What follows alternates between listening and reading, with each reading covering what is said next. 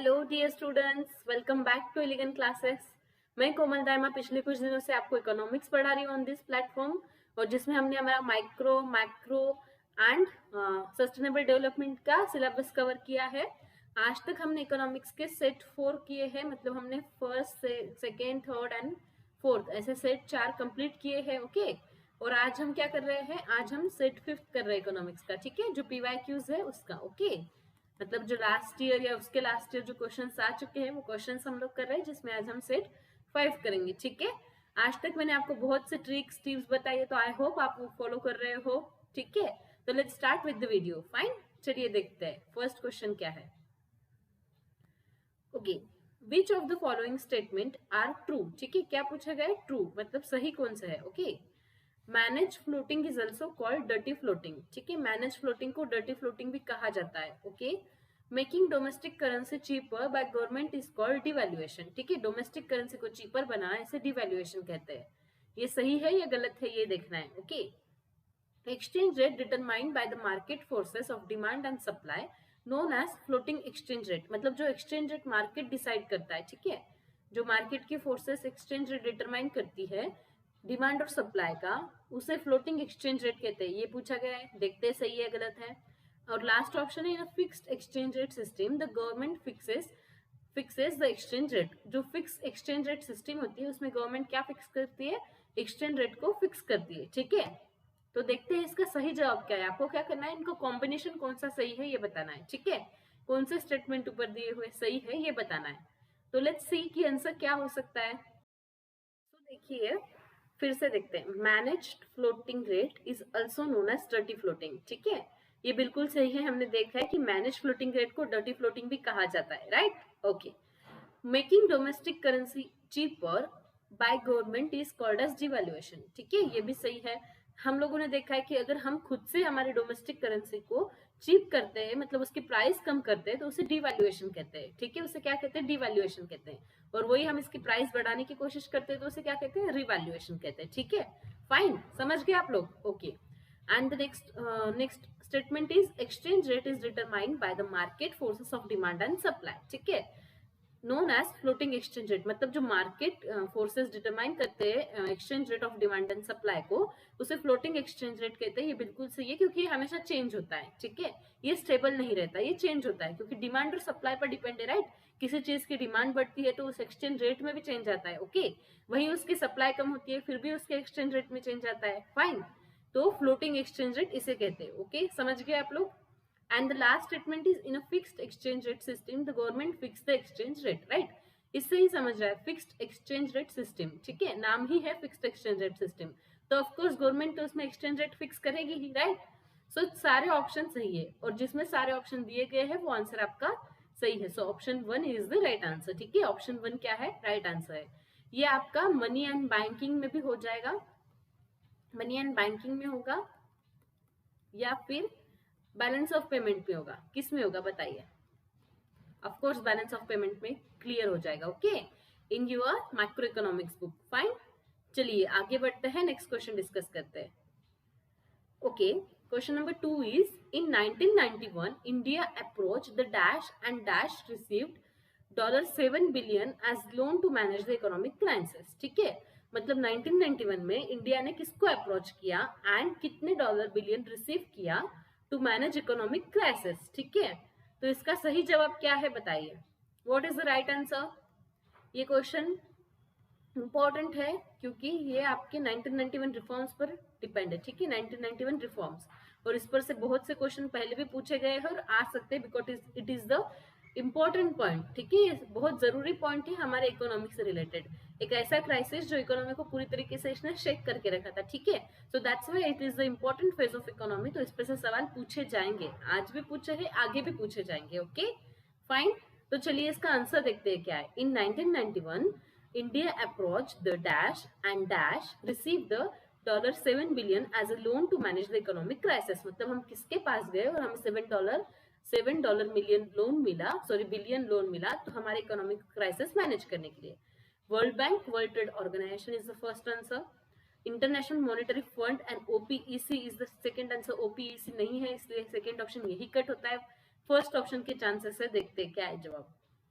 World Bank, International Monetary Fund देखते हैं, World Trade Organization, International Monetary Fund, ये सारे इकोनॉमिक्स रिलेटेड है। ओपीई भी इकोनॉमिक्स से रिलेटेड है, बट ये तो हमें पक्का पता है कि इससे हमने लोन नहीं लिया था, ठीक है, फाइन।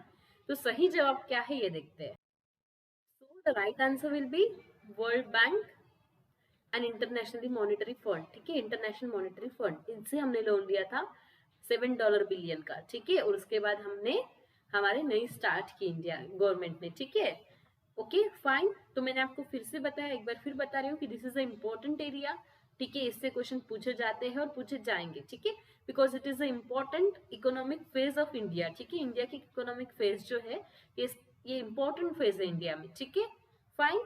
चलिए आगे बढ़ते हैं, हमारा अगला क्वेश्चन डिस्कस करते हैं, which is the question number 3, okay. In the late 1950s and 1960s, Pakistan introduced a variety of regulated policy framework which include, देखिए, लेट 1950s और 1960s में, ठीक है, ईयर पर ध्यान दीजिएगा, पाकिस्तान ने, इंडिया नहीं पाकिस्तान, ठीक है, क्वेश्चन याद से पढ़िए, ध्यान से पढ़िए, I mean Pakistan introduce a variety of regulated policy framework, Pakistan ने बहुत अलग अलग वैरायटी ऑफ पॉलिसी फ्रेमवर्क लाए। सो उसमें क्या क्या आता है, ठीक है, उसमें क्या क्या आता है ये पूछा गया है। तो देखते हैं, direct import control, okay, tariff protection for manufacturing and direct export control, and option number 4 both 1 and 2। So what will be the right answer, चलिए देखते हैं कि इसका सही जवाब क्या होगा, ओके। सो उन्होंने क्या क्या लगाया था, उन्होंने इम्प्लीमेंट किया था regulated framework policy of direct import control and tariff protection for manufacturing, ठीक है, थर्ड वाला ऑप्शन नहीं है। So right answer will be option 4 both 1 and 2। तो इन्होंने ये क्यों लगाया होगा, इंपोर्ट कंट्रोल करने के लिए, ठीक है, इंपोर्ट कंट्रोल करने के लिए, fine, to control import, okay. मतलब देखिए, अगर हमारा इंपोर्ट कम होता है और एक्सपोर्ट बढ़ता है तो इकोनॉमी को क्या होगा, उसका फायदा होगा, ठीक है, economy will benefit from this, right. So बहुत सी कंट्रीज अप्लाई करते हैं कि वो ज्यादा से ज्यादा टैरिफ लगाए जो इंपोर्ट गुड्स है ऊपर, जो बहुत ज्यादा जरूरी गुड्स नहीं है, जो टाले जा सकते हैं उस गुड्स पर ज्यादा टैरिफ होता है, ठीक है, ज्यादा टैक्स होता है। जो बहुत इंपॉर्टेंट चीजें हैं जो इकोनॉमी के लिए चाहिए, जो गवर्नमेंट खुद इंपोर्ट कर रही है, उन सब चीजों पे टैरिफ कम होता है, फाइन, समझ गए आप लोग, समझ में आ रहा है आपको कि टैरिफ क्यों लगाए जाते हैं, हमारी इकोनॉमी को बचाने के लिए, सेव करने के लिए, डेवलप करने के लिए। जितना कम हम इंपोर्ट करेंगे उतनी हमारी इकोनॉमी ग्रो होगी, that is the reason. But ऐसा कब होता है, हर एक जरूरी चीज पर टैरिफ ज्यादा लगाया जाता है कि नहीं, it is depend on things, ठीक है, गुड्स पर डिपेंड होता है। जो गुड्स ज्यादा इंपॉर्टेंट है वो गुड्स पर टैरिफ कम होगा, जो गुड्स ज्यादा इंपॉर्टेंट नहीं है, लग्जरी गुड्स में आते हैं, ठीक है, मतलब वो नहीं भी लिया तो चलता है बट लोग उसे खरीदते हैं तो उनको ज्यादा टैरिफ देना पड़ता है, फाइन, समझ गए आप लोग, आई होप आपको समझ में आ गया हो, ठीक है। चलिए आगे बढ़ते हैं नेक्स्ट क्वेश्चन की तरफ, which is the question number 4, ठीक है, जो क्वेश्चन नंबर 4 है, dash is based on idea that education and health are integral to human wellbeing, ठीक है, ऐसी कौन सी आइडिया है जो कह रही है कि एजुकेशन एंड हेल्थ ये इंटीग्रल है ह्यूमन वेलबींग के लिए, ठीक है, हम इंसानों के वेलबींग के लिए एजुकेशन और हेल्थ ये इंटीग्रल है। इंटीग्रल मतलब, इंटीग्रल का मतलब जिसके बिना हम लोग रह नहीं सकते या फिर बहुत ज्यादा जरूरी होना, ठीक है, इसका मीनिंग ये है। So according to you what will the answer for this question, आपके हिसाब से इसका जवाब क्या होना चाहिए, ठीक है, बताइए क्या होना चाहिए जवाब। So human development will be the answer, ठीक है, human development will be the answer.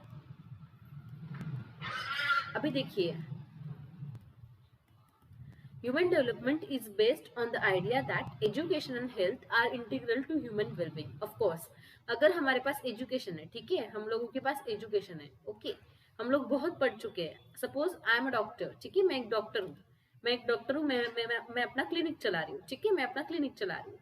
लेकिन देखिए, अगर ऐसा कुछ होता है कि मुझे ना बहुत बड़ी बीमारी हो जाती है, ठीक है, कुछ एक बहुत बड़ी इमरजेंसी बीमारी हो जाती है जिसका इलाज ना इंडिया में है ही नहीं, ठीक है, इंडिया में जिसका इलाज है ही नहीं, और मैं जस्ट रिसेंट डॉक्टर बनी हूँ, मेरे पास ज्यादा एक्सपीरियंस नहीं, ऑफ कोर्स मैं अपनी प्रैक्टिस से यूज कर सकती हूँ कि मैं अपना ध्यान कैसे रखूँ, बट ये बीमारी नहीं है, इसका इलाज ही नहीं है इंडिया में, ठीक है। तो इस वक्त सिर्फ एजुकेशन काम आएगा क्या ह्यूमन डेवलपमेंट के लिए, of course not, human development के लिए एजुकेशन प्लस हेल्थ जरूरी है। हाँ, मैं सिर्फ डॉक्टर बन गई हूँ, मैं बस नाम की डॉक्टर हूँ, लेकिन मेरे पास जो एक ऐसे नई बीमारी आई है जिसका मेरे पास इलाज नहीं है या फिर मेरे पास उसके लिए सर्विसेज ही नहीं है, वो सारा स्टफ ही नहीं है जिससे मैं लोगों का इलाज कर सकूं या फिर अपना खुद का इलाज कर सकूं। फॉर एग्जाम्पल कोविड, ठीक है, कोविड जब आया था तब हमारे पास इतनी सारी चीजें थी क्या, जैसे ऑक्सीजन, मास्क, सैनिटाइजर, से सब सारी चीजें हमारे पास नहीं थी, हम लोगों ने उसे धीरे धीरे डेवलप किया, और अगर इंडिया एक ऐसी कंट्री होती कि बहुत ज्यादा गरीब होती, सपोज बहुत पुअर होती, अभी तो हम लोग फिर भी डेवलपिंग कंट्रीज में, लेकिन अगर हम बहुत ज्यादा गरीब होते तो हम ये सारी चीजें अरेंज कर पाते क्या? नहीं कर पाते।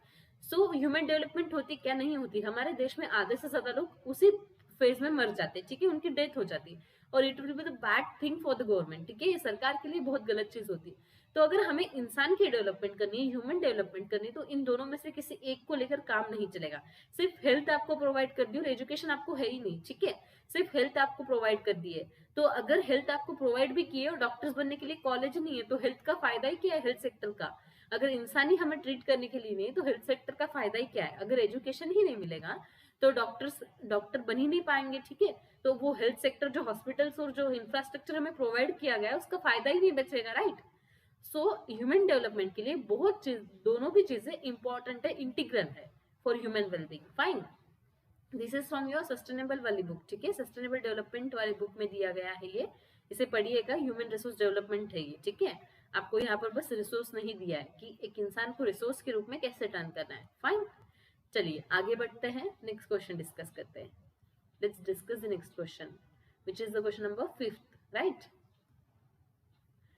Which of the following indicate the development that allow all future generation to have perpetual average quality of life, ठीक है, sorry, potential average quality of life that is at least as high as that which is being enjoyed by the current generation, ठीक है। देखिए, ऐसी कौन सी development है जो future generation को भी अलाव करती है कि जैसी क्वालिटी ऑफ लाइफ आज हम लोग जी रहे वैसी वो फ्यूचर जनरेशन में इंजॉय करें, ठीक है। सो ऐसी कौन सी डेवलपमेंट है जो जब होती है, मतलब जो डेवलपमेंट अभी हम लोग फेस कर रहे हैं, वैसे सेम राइट्स, वही सेम चीजें आने वाली जनरेशन भी, उसको आने वाली जनरेशन को भी मिले, वही एवरेज क्वालिटी ऑफ लाइफ जो हम जी रहे, ठीक है। It is not for technological development, इसमें इकोनॉमिक डेवलपमेंट भी आ गई, इसमें आपकी इन्वायरमेंटल डेवलपमेंट भी आ गई, सब कुछ आ गया। सो इसे क्या कहते हैं? इसे कहते हैं सस्टेनेबल डेवलपमेंट, ओके, इसे क्या कहते हैं? Sustainable development. फाइन, समझ गए आप लोग? सस्टेनेबल डेवलपमेंट मतलब ऐसी डेवलपमेंट जिसमें आज जैसे हम लाइफ जी रहे हैं वही सेम लाइफ जीने का हक आने वाले फ्यूचर जनरेशन को है। मतलब इसका मतलब क्या है? ऑर्गेनिक फार्मिंग, ठीक है, organic farming is the example of sustainable development. Solar power, ठीक है, सोलर पावर ये एग्जांपल है सस्टेनेबल डेवलपमेंट का। Solar train, this is the example of sustainable development. मतलब जहां पर हम ज्यादा कोल का इस्तेमाल ना करते हुए सोलर ट्रेन का इस्तेमाल, मतलब हमारी जो सन है उसकी एनर्जी इस्तेमाल कर रहे हैं, तो वो हो गई सस्टेनेबल डेवलपमेंट। फाइन, देखिए, जो फैक्टर्स हजार्डस है ऐसे फैक्टर्स को बंद करना, ठीक है, पोल्यूशन का लेवल एयर में कम करना, ये सब कुछ क्या आता है? सस्टेनेबल डेवलपमेंट के अंडर आता है, ठीक है। फाइन, अभी हमारे पास इतने मेजर्स नहीं है सस्टेनेबल डेवलपमेंट के लिए, but this is the best stream. अगर आप लोगों को आगे फ्यूचर में भी किसी में पढ़ाई करने का इंटरेस्ट है तो आई विल सजेस्ट यू कि आप सस्टेनेबल डेवलपमेंट में जाए। This is the best stream. Development वाली जो स्टडी है ना, it is the best study, ठीक है, तो आप इसे कर सकते हैं आगे कंटिन्यू अगर आपको करना है तो, ओके। फाइन, चलिए आगे बढ़ते हैं, नेक्स्ट क्वेश्चन डिस्कस करते हैं, which is the question number 6, जो हमारा क्वेश्चन नंबर 6 है, ओके। देखिए, मैच लिस्ट 1 विथ लिस्ट 2, हमें क्या करना है? लिस्ट 1 को लिस्ट 2 से मैच करना है, ठीक है, और सही जवाब क्या है ये देखना है। सो आपको क्या करना है? लिस्ट 1 को लिस्ट 2 से मैच करना है, ठीक है। तो ध्यान से पढ़िए कि क्या है लिस्ट 1 और लिस्ट 2 में दिया हुआ, ठीक है। तो ऑप्शन ए क्या है? GDP eight market price minus NIT, that is net indirect taxes, ठीक है, नेट इनडायरेक्ट टैक्सेस। तो जो मार्केट प्राइस की जीडीपी है उसको एनआईटी में से माइनस करने के बाद क्या आंसर आएगा ये पूछा गया है, ठीक है। तो जीडीपी एट मार्केट प्राइस का मतलब क्या है कि आप साल भर में प्राइवेट और पब्लिक, ठीक है, गिवन पीरियड टाइम में प्राइवेट और पब्लिक कितना साल भर में क्या कर रहा है? Production of goods and services, ठीक है, production and goods and services, this is the GDP at market price. और नेट इनडायरेक्ट टैक्सेस मतलब इनडायरेक्ट टैक्सेस माइनस सब्सिडीज, ठीक है, इनडायरेक्ट टैक्सेस माइनस सब्सिडीज, ये हम लोगों ने हमारे नेशनल इनकम में देखा था, राइट। नेशनल इनकम में लास्ट में ये सब कुछ अच्छे से दिया हुआ है डिटेल में, ठीक है। तो क्या होगा? GDP at market price minus net indirect taxes का सही जवाब क्या होगा? This will be the GDP at factor cost, ठीक है, इसका सही जवाब है जीडीपी एट फैक्टर कॉस्ट, ठीक है। जीडीपी एट फैक्टर कॉस्ट मतलब gross domestic product of market price minus NIT is known as GDP factor cost, ठीक है, जीडीपी एट फैक्टर कॉस्ट, ठीक है, समझ गए। तो देखिए कि ये ऑप्शन किसमें दिया गया है, ठीक है, ऑप्शन ए में दिया गया है, तो आपको बाकी के ऑप्शंस देखने की जरूरत है क्या? नहीं, बाकी के सारे ऑप्शंस यही कट हो रहा है, ठीक है, बाकी के सारे ऑप्शंस यही कट हो रहे हैं, राइट। लेकिन फिर भी ये सब क्या है मैं आपको एक बार बता देती हूँ, ठीक है। तो नेक्स्ट क्या है, GNP eight market price minus NFIA, ठीक है, माइनस NFIA, तो ये क्या है देखते हैं, ठीक है। चलिए व्हाट इज इट देखते हैं। So the option second will be GNP, ठीक है, gross national product at market price minus NFIA is equal to what, ये पूछा गया है, ठीक है। Gross national market product at NFI, NFI मतलब बताइए, NFI का मतलब क्या होता है? Net foreign income from abroad, ठीक है, net foreign income from abroad, ठीक है, net foreign income from abroad, this is known as NFI, ठीक है। तो देखिए ये नेट फॉरेन इनकम है फ्रॉम अब्रॉड, और ये कैसे कैलकुलेट होती है बताइए। हमारे कंट्री में से जो लोग, जो फॉरेनर्स रहते हैं, उनकी कमाई माइनस बाहर से आए हुए, बाहर के देश में जो फॉरेनर्स रहते हैं, जो इंडियन है, ठीक है, बाहर के देशों में जो इंडियन रहते हैं उनकी पेमेंट माइनस हमारे देश में जो फॉरेनर्स रहते हैं जिनकी पेमेंट जो बाहर जाएगी, ठीक है, ये माइनस करके net foreign income from abroad हम कैलकुलेट कर सकते हैं, ठीक है, net foreign income from abroad हम कैलकुलेट करते हैं। सो अगर gross national product at market price minus NFIA होगा तो सही आंसर क्या होगा? सो ये माइनस करके हमें सही क्या मिलेगा? GDP एट मार्केट प्राइस, सही क्या मिलेगा हमें? GDP eight market price. तो GNP एट मार्केट प्राइस क्या है ये देख लेते हैं एक बार, ठीक है। इसमें से जब NFIA माइनस करते हैं तो हमें GDP एट मार्केट प्राइस मिलता है, but what is the GNP eight market price वो देखते हैं, फाइन।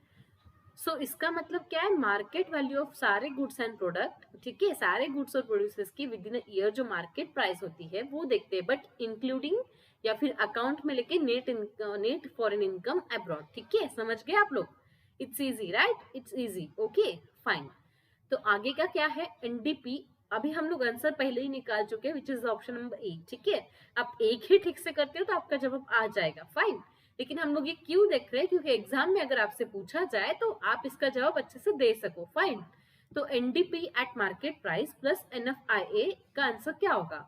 सो इसका आंसर तो NNP एट मार्केट प्राइस होगा, ठीक है, NNP एट मार्केट प्राइस होगा। लेकिन NDP एट MP क्या है देखते हैं, और NNP एट मार्केट प्राइस क्या है देखते हैं, क्योंकि NFI तो हमने अभी देखा है, राइट।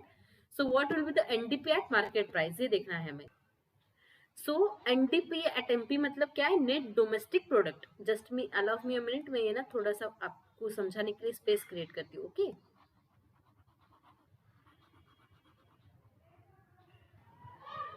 सो देखिए NDP MP मतलब क्या है? नेट डोमेस्टिक प्रोडक्ट, ठीक है, इसका मीनिंग क्या है? नेट डोमेस्टिक प्रोडक्ट, ठीक है, net domestic product at market price, ठीक है। तो net domestic product at market price कैसे निकलती है बताइए? Net domestic product at market price कैसे निकलती है? That means GDP minus consumption of fixed value, ठीक है, consumption of fixed value minus consumption of fixed value. Consumption of fixed value मतलब क्या?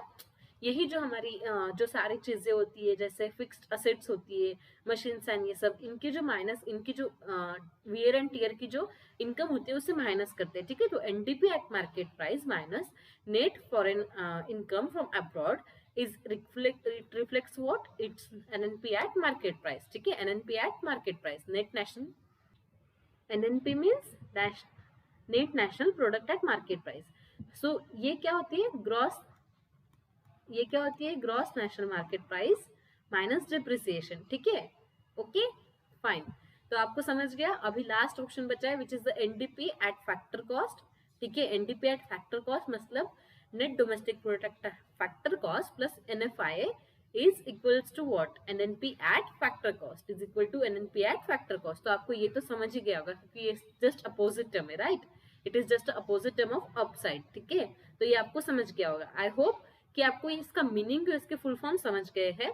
साथ में इसका मीनिंग समझना ज्यादा जरूरी है क्योंकि आपको एग्जाम में जब ये पूछा जाएगा ना, आई एम श्योर ये पूछा जा सकता है, बिकॉज इट इज इम्पोर्टेंट, ठीक है, जरूरी है पूछना भी, ठीक है, this is the important question, fine. तो इसे आप स्टार मार्क कर लीजिए, और ऐसा क्वेश्चन फिर से पूछा जा सकता है।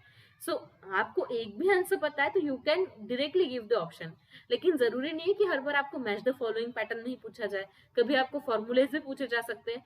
सो आई होप आपको ये समझ में आया हो, और आपको अगर ये समझ में आया है तो आपका मेन काम क्या है कि आप इसे अभी लेकर बैठेंगे और इसे अच्छे से एक बार क्लियरली याद कर लेंगे, ठीक है, या फिर एक बार इसे समझ लेंगे। फाइन, चलिए आगे बढ़ते हैं, which is the question number 7। जो हमारा क्वेश्चन नंबर 7 है वो देखते हैं, ठीक है। So what is the question number 7? Identify the incorrect statement in the context of employment. Employment के कंटेक्स्ट में हमें नीचे दिए गए इनकरेक्ट स्टेटमेंट को क्या करना है, आइडेंटिफाई करना है, ठीक है। सो देखते हैं क्या है। Worker who own and operate an enterprises, ठीक है, मतलब एक इंसान जो उसका खुद का इंटरप्राइजेस है और वो उसे ऑपरेट करता है, ठीक है, for their livelihood, to earn their livelihood, मतलब अपनी रोज की जिंदगी के लिए, are known as self employed person, ठीक है, इसे कहते हैं सेल्फ एम्प्लॉयड पर्सन। मेरी खुद की शॉप है, मैं उसे ऑपरेट भी करती हूँ और वो मेरी अपनी भी है, ठीक है, और ये मैं अपनी लाइवलीहुड के लिए करती हूँ, तो इसे सेल्फ एम्प्लॉयड पर्सन कहते हैं, right. This is the right answer, ठीक है, ये सही है। हमें इनकरेक्ट स्टेटमेंट देखना है, इनकरेक्ट पर ध्यान दीजिएगा, ओके फाइन। तो ये आंसर सही है, इसे सेल्फ एम्प्लॉयड पर्सन कहते हैं, okay.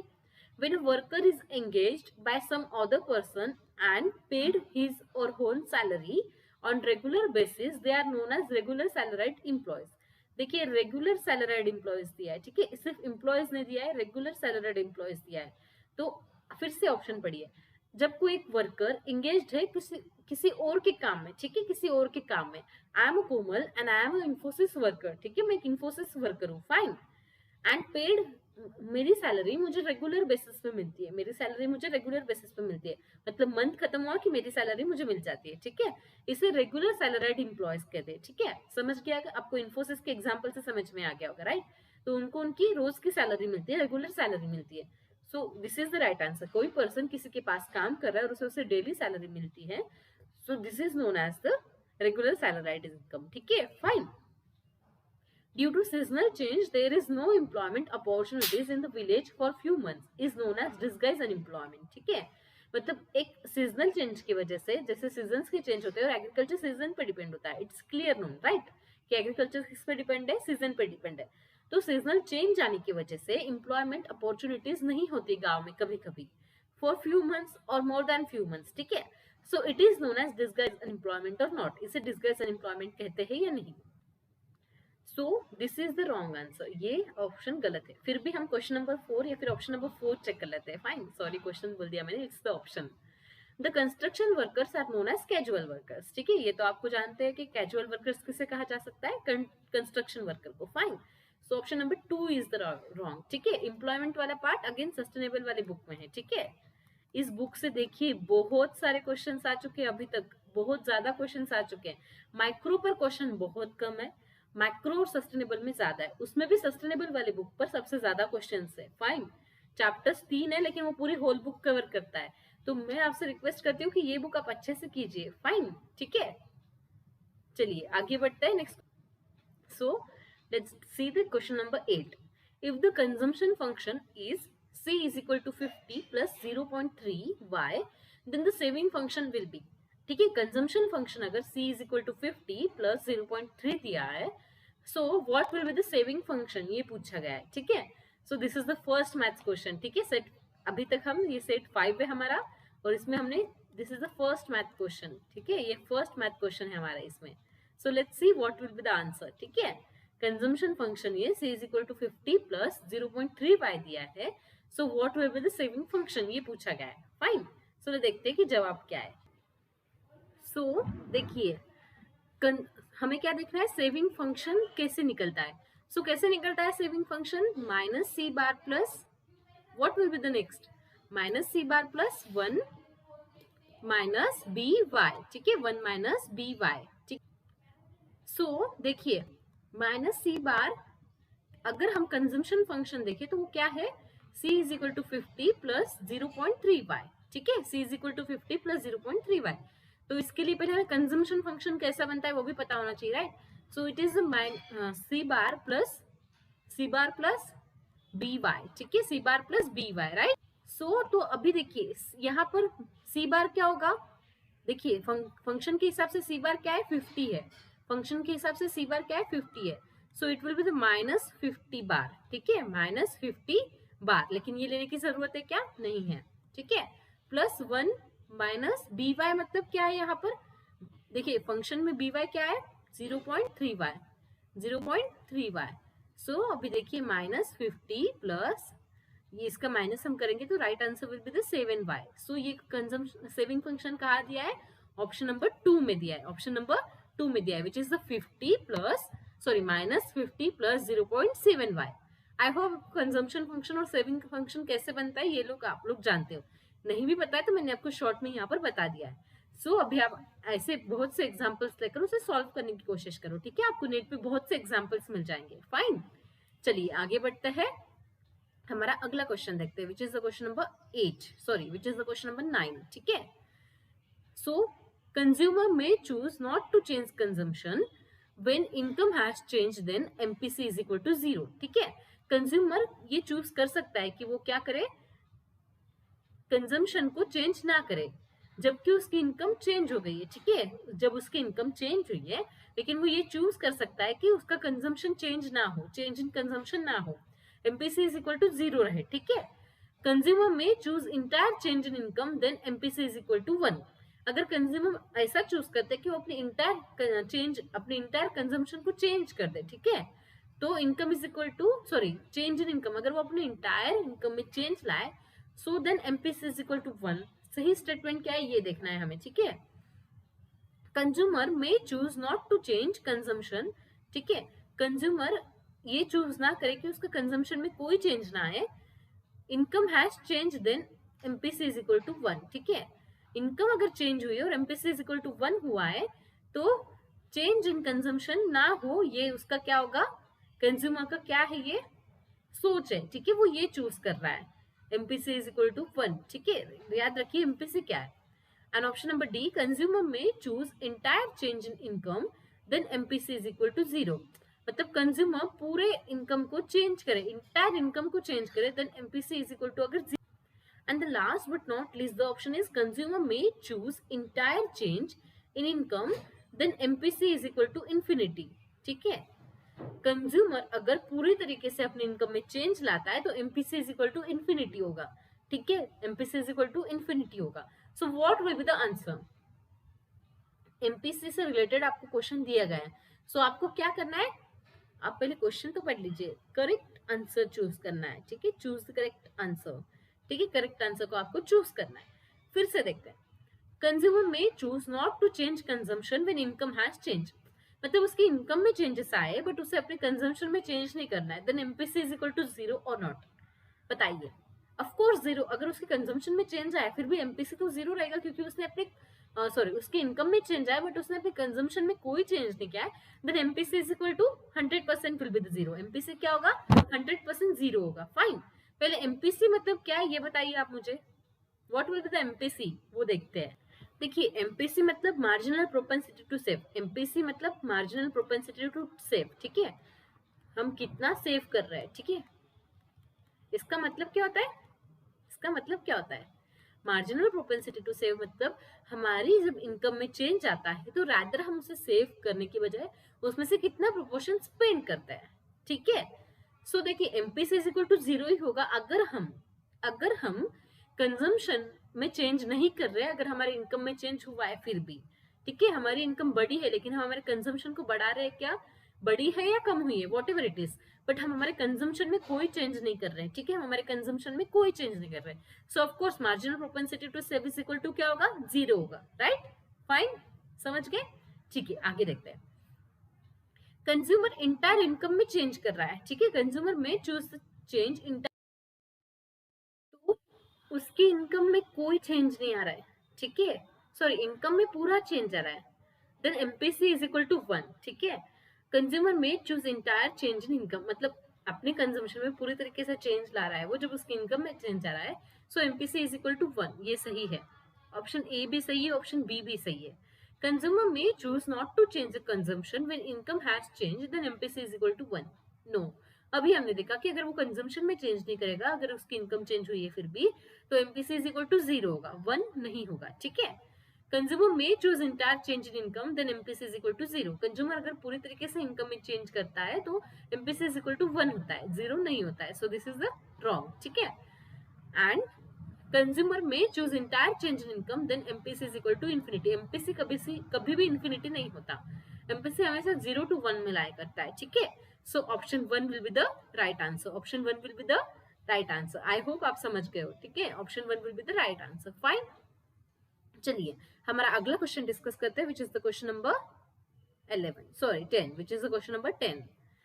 Find the correct statement from the following. नीचे दिए गए में से हमें करेक्ट स्टेटमेंट चूज करना है, ठीक है। करेक्ट स्टेटमेंट क्या है वो देखना है। Externalities are included in national income. नेशनल इनकम में एक्सटर्नलिटीज इंक्लूडेड होती है, यस और नो, ये पूछा है, ठीक है। Donations are a part of national income. Donation ये नेशनल इनकम के पार्ट होते हैं, ठीक है। करेक्ट स्टेटमेंट देखना है, correct statement. Final goods are include in national income. नेशनल इनकम में फाइनल गुड्स इंक्लूड होते हैं। Income method avoids double counting of income, ठीक है। इनकम मेथड में हम double counting of income avoid करते हैं, ठीक है।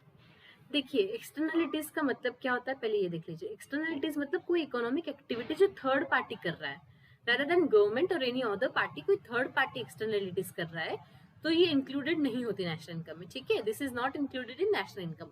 Donations are part of national income. No, not at all. Donations कभी भी नेशनल इनकम में काउंट नहीं होते, ठीक है। हम लोगों ने देखा है नेशनल इनकम में कि डोनेशंस नेशनल इनकम में काउंट नहीं होते, fine. So this will be not answer, ठीक है। Final goods are included in national income. Yes, final goods जो होते हैं वो नेशनल इनकम में इंक्लूडेड होते हैं, ठीक है। ऑफ कोर्स हम कभी भी नेशनल इनकम काउंट करते तो हम इंटरमीडिएट इनकम काउंट नहीं करते, सॉरी इंटरमीडिएट गुड्स काउंट नहीं करते, रॉ मटेरियल्स काउंट नहीं करते। वी काउंट फाइनल गुड्स, ठीक है। हम फाइनल गुड्स को काउंट करते हैं। तो this is the right answer. फिर भी ऑप्शन नंबर 4 एक बार कंफर्म कर लेते हैं। Income method avoids double counting of income, ठीक है। इनकम मेथड में double counting of income avoid होती है क्या आप लोगों को पता है? नहीं होती है, ठीक है। Income methods avoids double counting of income, तो ये भी पॉसिबल नहीं है। इनकम मेथड में डबल काउंटिंग होती ही है, कितना भी अवॉइड करो तो, right. So the right answer is option number 3, that is final goods are include in national income, okay fine. चलिए let's discuss the next question, which is the question number 11 of the slide, ठीक है। Suppose the country only produces bread, ठीक है। कोई एक country सिर्फ bread produce करती है, ये आपको सपोज करना है, ठीक है, इमेजिन करना है। In the year 2000 it has produced 100 units of bread, ठीक है। 2000 में इन्होंने 100 यूनिट्स ऑफ ब्रेड किए थे, ठीक है, मतलब उन्होंने प्रोड्यूस करे थे। Price was bread is 10 rupees, ठीक है। कितनी प्राइस थी ब्रेड की? 10 rupees. In 2001 the same country produce 110 units of bread at price was 15 per bread, ठीक है। So in 2001 the nominal and real GDP are, ठीक है। 2001 में नॉमिनल और रियल जीडीपी क्या होंगे ये पूछा है, ठीक है। एक ऐसी कंट्री जो सिर्फ ब्रेड प्रोड्यूस करती है, ठीक है, और 2000 साल में मतलब 2000 ईयर में उन्होंने 100 यूनिट्स ऑफ ब्रेड क्रिएट किए, ठीक है। कितने यूनिट्स क्रिएट किए? 100 यूनिट्स ऑफ ब्रेड, जिसकी प्राइस थी 10, ठीक है। And in 2001 the same country produced 110 units. 2001 में उन्होंने 110 यूनिट्स ऑफ ब्रेड क्या किए? प्रोड्यूस किए, ठीक है। 110 यूनिट्स ऑफ ब्रेड प्रोड्यूस किए at the price of 15 rupees per bread. So 2001 की हमें नॉमिनल प्लस रियल जीडीपी निकालनी है। क्या करना है? Nominal plus real GDP. This is the maths question again, ठीक है, but this is the easy question, ये बहुत आसान है, राइट। ये अगर आपको एग्जाम में आता तो आई होप आप सारे के सारे अच्छे से कर कराते, राइट। सो देखते हैं कि क्या होती है नॉमिनल रियल जीडीपी और वो हमें कैसे निकालना है। तो नॉमिनल जीडीपी कैसे निकलती है आप लोगों को पता होना चाहिए। नॉमिनल जीडीपी कैसे निकलती है बताइए। जो करंट ईयर प्राइस है, करंट ईयर प्राइस को मल्टीप्लाई करना है करंट ईयर क्वांटिटी से, ठीक है, विच is the 15 into 110। The answer will B, बताइए, 106,050, ठीक है। Answer will B 106,50। So real answer will be the question number 3। देखिए सिर्फ एक ही निकालोगे तो आगे का आंसर आपको आ जाएगा, राइट। एक ही निकालने पर आगे का आंसर आ जाता है। अगर यही रियल जीडीपी निकालनी है तो आप क्या करोगे? Nominal price upon price index into 100 करोगे, ठीक है। मतलब 100 यहाँ नहीं है, यहाँ स्पेस की कमी है इसलिए मैंने नहीं दिखा, ठीक है। इंटू 100 करना है, fine.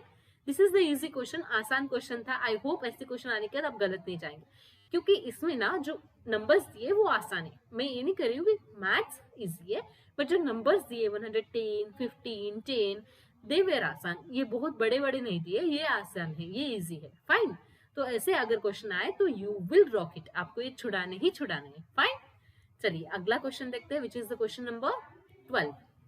Which of the following is not a function of central bank. नीचे दिए गए में से सेंट्रल बैंक का फंक्शन कौन सा नहीं है. ठीक है, देखिए bank rate, okay, open market operation, lender of last resort, deficit financing. ठीक है, सो कौन सा सेंट्रल बैंक का फंक्शन नहीं है.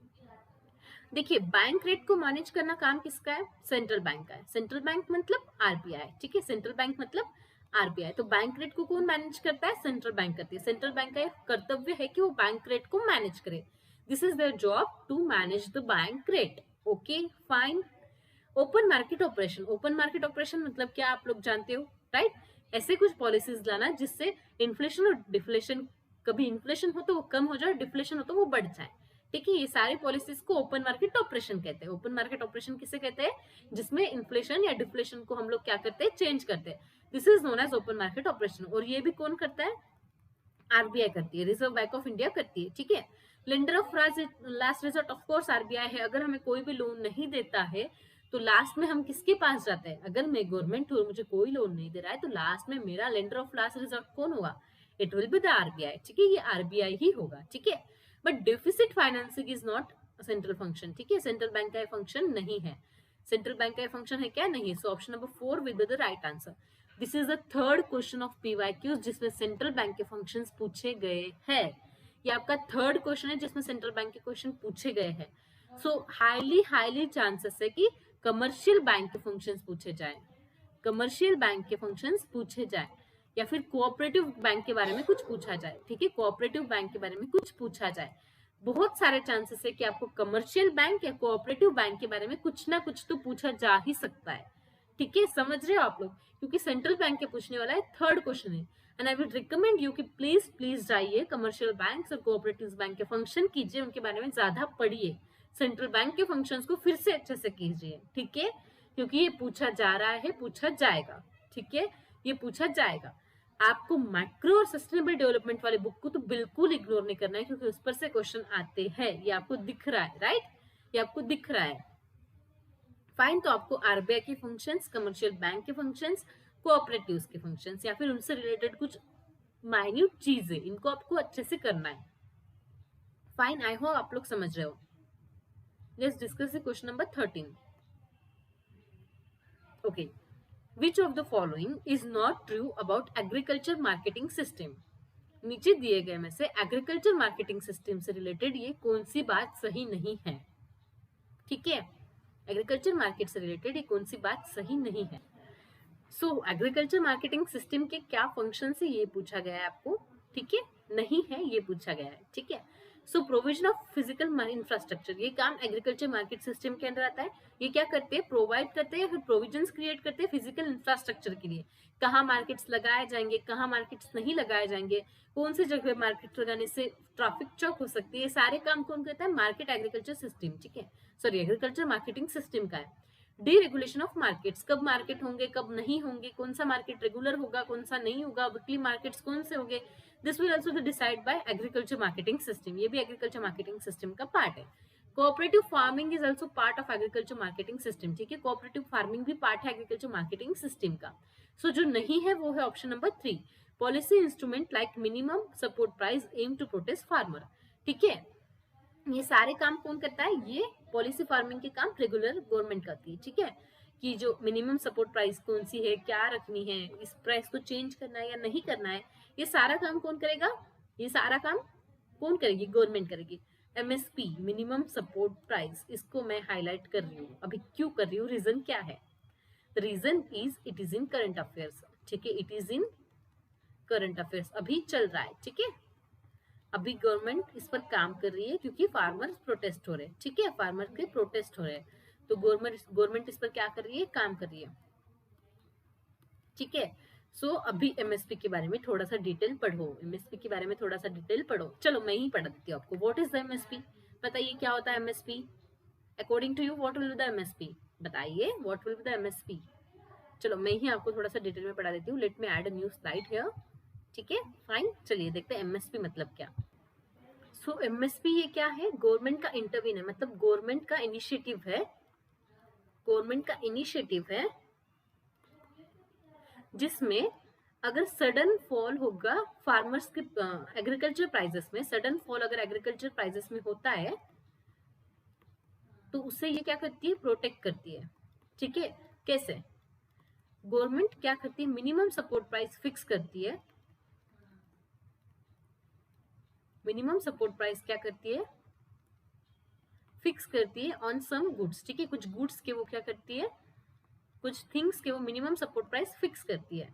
अगर उसकी मार्केट में वैल्यू कम हो जाए, ठीक है, अगर गवर्नमेंट ने 5 रुपीज पर ओनियन पर केजी ओनियन अगर उन्होंने फिक्स किया है, ओनियन इसके कैटेगरी में आता है या नहीं आप चेक करेंगे, आप मुझे बताएंगे इन कमेंट्स। ठीक है, लेकिन सपोज अगर ओनियन की price market minimum support price में गवर्नमेंट ने 5 रुपीज पर केजी फिक्स किए और मार्केट में सिर्फ 3 रुपीज दे रहा है, तो ऊपर के जो बचे हुए 2 रुपए है, ये जवाबदारी किसकी है, गवर्नमेंट की है। गवर्नमेंट का काम है कि ऊपर के बचे हुए 2 रुपए वो फार्मर्स को देंगे या फिर पूरे के पूरे ओनियंस वो फार्मर से खरीदेंगे। ठीक है, समझ गए आप लोग, समझ रहे हो what is the minimum support price. ये गवर्नमेंट का इनिशिएटिव है कि अगर सडन एग्रीकल्चर प्राइसेस में फॉल होता है तो वो किस तरीके से सपोर्ट करते हैं फार्मर्स को। ठीक है, फार्मर्स को किस तरीके से सपोर्ट करते हैं, और ये कुछ ही गुड्स पे है। ठीक है, सारे गुड्स पर नहीं है, बस कुछ स्पेसिफिक गुड्स पर अप्लाई है। ठीक है, तो आपका होमवर्क है कि आपको क्या करना है कि किन किन चीजों पर ये अप्लाई करता है। ठीक है, किन किन चीजों पर ये अप्लाई करता है ये आपको देखना है, ये आपको क्या करना है, देखना है और कमेंट्स में मुझे बताना है। ठीक है, कमेंट्स में मुझे बताइए कि ये किन किन चीजों पर अप्लाई करता है। ठीक है, फाइन, चलिए आगे बढ़ते हैं, हमारा नेक्स्ट क्वेश्चन डिस्कस करते हैं, which is the question number 14। Which of the following is included in the estimation of national income. नीचे दिए गए में से कौन सा नेशनल इनकम के एस्टिमेशन में इंक्लूड होता है। ठीक है, इंक्लूड होता है नेशनल इनकम के एस्टिमेशन में। ठीक है, फाइन, चलो देखते हैं। Sugar purchase by restaurant. ठीक है, रेस्टोरेंट में एक इंसान ने शुगर परचेस की। ठीक है, एक इंसान ने क्या की, शुगर परचेस की रेस्टोरेंट के लिए, तो ये नेशनल इनकम में काउंट होगा या नहीं। ठीक है, expenditure incurred by house hold on goods and services. एक हाउस होल्ड मतलब एक घर ने या फिर एक फैमिली ने गुड्स एंड सर्विसेज पे जो एक्सपेंडिचर किया है वो। Contribution towards social security. ठीक है, सोशल सिक्योरिटी की टूवर्ड्स जो कॉन्ट्रीब्यूशन है वो contribution social security scheme by an employ. ठीक है, किसी एक एम्प्लॉय के ऊपर जो सोशल सिक्योरिटी स्कीम है उसका कॉन्ट्रीब्यूशन, वो खर्चा। ठीक है, steel purchase by car manufacturing company. ठीक है, कार मैन्युफैक्चरिंग कंपनी ने क्या किया है, स्टील को परचेस किया है। तो ये नीचे दिए गए कौन से एस्टिमेशन ऑफ नेशनल इनकम। ये सारे ऑप्शंस बहुत क्लोज है, ध्यान दीजिए, सारे ऑप्शंस बहुत ज्यादा क्लोज है। सही आंसर निकालना इज थोड़ा डिफिकल्ट फॉर दिस क्वेश्चन, मैं भी मानती हूँ। ठीक है, this is from national income which is in your macro economics book. ठीक है, मैक्रो इकोनॉमिक्स। ओके, सो अभी सही जवाब क्या है, सारे ऑप्शंस तो बहुत क्लोज है, तो what will be the right answer according to you. Let's see what will be the right answer. ठीक है, all the private consumption expenditures.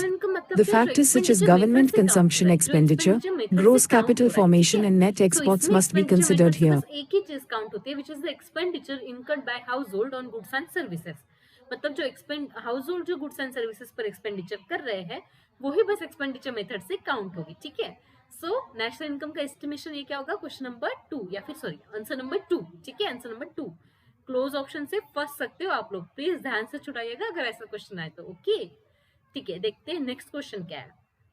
The process of moving from self employed and regular salaried employment to casual wage worker is known as. अगर कोई casual wage worker है उसकी process वो self employed से regular salaried employed के पास क्या कर रहा है, प्रोसेस कर रहा है, मूव कर रहा है। ठीक है, सेल्फ एम्प्लॉयड से sorry the process of moving from self employed and regular salaried employment, मतलब सेल्फ एम्प्लॉयड से भी और रेगुलर सैलरीड एम्प्लॉयमेंट से भी अगर कोई इंसान कोई बंदा मूव करता है कैजुअल वेज वर्कर, तो इसे क्या कहते हैं, कैजुअल वेज वर्कर की तरफ वो क्या कर रहा है, मूव कर रहा है, तो इसे क्या कहते हैं। देखिए बहुत मतलब ये निगेटिव है। ठीक है, आप समझिए कि क्वेश्चन निगेटिव फॉर्म में पूछा गया है। कैसे, क्योंकि देखिए कैजुअल वेज वर्कर तो गुड नहीं है ना। अगर आप सेल्फ एम्प्लॉयड हो या फिर रेगुलर सैलरीड हो और अगर आप कैजुअल वर्कर की तरफ जा रहे हो तो this is the negative concept. ठीक है, क्योंकि आपके पास अच्छे खासे इनकम है और आप कैजुअल वेज वर्कर की तरफ जा रहे हो। ठीक है, so what will be the answer according to you. Regular salaried employees no, self employed